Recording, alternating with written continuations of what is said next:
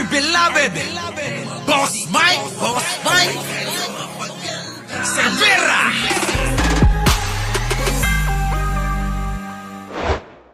Yari to. Ala, nung Friday po, mga kachika, tinigbak na ang show ni Willie Revillame sa TV5. Parang biglaan naman yun. Oo. Eto, ang nagkwento sa akin yung mga sources na nakakaalam talaga ng nangyari. Ang sabi daw ni Willie doon sa management, wag na muna. Wag munang tanggalin kasi baka bumitiw ako doon sa survey. Baka bumaba ako sa survey. Ay, ganun. Oo. Siyempre, ang program committee, nag-isip din naman. Bakit nga naman hindi? Baka naman po pwedeng after election time na. Di ba? Oo. Pero, pag ang isang programa kasi, hindi na nagre-rate, at wala nang kinikita ang network. Natural, papalitan yan. Negosyo po ang pag-network. Di ba? Nakakalungkot naman. Nakala natin, di ba, binigay niya pa doon si Ransom. Oo, tuloy-tuloy. May pinagpatuloy. Pagpatuloy, hindi na kami magsasabay, kaya lang, hindi rin talaga kinaya. So ibig sabihin, kitang-kita na talaga ang ano ni SWR na ginamit niya lang ang show para sa kanyang political career.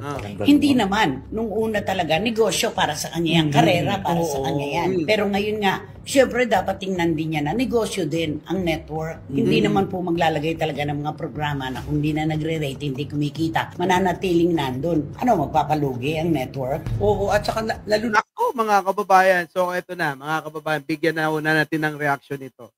Alam nyo, mga kababayan, malaking factor po ito sa kandidatura ni Willie Revillame, ano? Biruin ninyo, sinibak na ho yung kanyang programa sa Channel 5. Tandaan nyo, mga kababayan, baka isa kayo sa humanga dyan. Nung araw, mga kababayan, mayabang pa yan. Di po ba? Nagmayabang sa ABS-CBN yan. Di ba nagkaroon pa nga ng stampede dyan sa dami ng mga taong sumusuporta sa kanya na umaasa na mabibigyan ng alin, ng kahit papaanong ayuda o tulong niya. Nung araw, mga kababayan, yung Wawawi, sobrang sikat noon, mga kababayan. Talagang si Willie, tinitilian. Lahat nga ng mga kababaihang magaganda, dumidikit dyan. Tignan nyo, no, mga kababayan, hanggang sa nalipat, saan? Sa ibang channel. Ganun pa rin, mga kababayan. Talagang hindi maawat ang mga tao dyan. Tignan nyo ang paglipas ng panahon. Di ba, Jojo Chavez? Ang paglipas ng panahon kasama ng kanyang pagkalaos. Di po ba? Kaya ba si Willie ay tumatakbo na lang sa pagkasenador kasi wala nang karir sa showbiz? Kuya Will, ano nangyari sa'yo? Ramdam mo na ba yung pagkalaos mo sa showbiz? Kaya lipat ka na? Saan? Sa politika? Para kahit papano yung pangalan mo, mapangalagaan mo, hindi mawala. Saan? Sa paningin ng mga tao? Naku po! Kuya Will, sana noon mo pa ginawa. Sana kung gusto mo na magsilbi sa bayan, sinamantala mo yung kasikatan mo noon. Noon nagyabang ka pa eh. Sabagay, nasa pagkatao ni Willie ang pagkamayabang eh. Ano sabi niya? Bakit naman ho ako papasok sa politika? Nakakatulong naman ho ako sa aking programa. Di po ba sabi niya yan? Ano naman ho ang aking kaalaman sa paggawa ng batas? Wala naman ho akong alam dyan. Di po ba? Baka pagtawanan lang nila ako. Ngayon, ano nangyari? Kinain mo lahat yung mga sinabi mo noon. Bigla ka na lang tumakbo. Diba? Nung tinanong ka ng isang reporter, ano sabi mo? Sabi ng reporter sa'yo, ano po ang mga plataforma po ninyo, Kuya Will? Pag ho kayo ay nasa Senado na, hintayin muna natin na maluklok ako tsaka ako gagawa. Kita nyo yung katwiran, walang alam talaga. Diba? Ngayon mga kababayan, dito nyo mapapansin. Dito nyo mapapansin na talagang si Kuya Will, marami ka naman ng pera. Hindi mo na mauubos yan hanggang sa mawala ka. Baka pwede, Kuya Will, wag mo nang sirain ang pangalan mo dahil lang sa politika. Kasi Kuya Will, alam mo, sayang eh. Sayang yung mga naging naging paningin sa'yo ng madla, kung sakali na matalo ka, tandaan mo, makakalimutan ka nila. Tandaan mo ang tao, mapanghusga. Diba?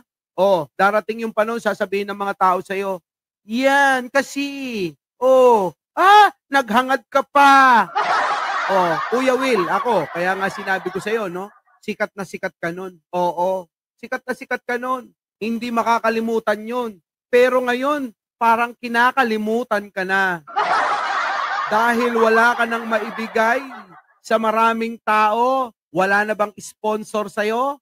Dahil doon ka naman kumukuha nito, yung mga sponsor mo na nagbibigay ng papremyo sa mga tao, wala na.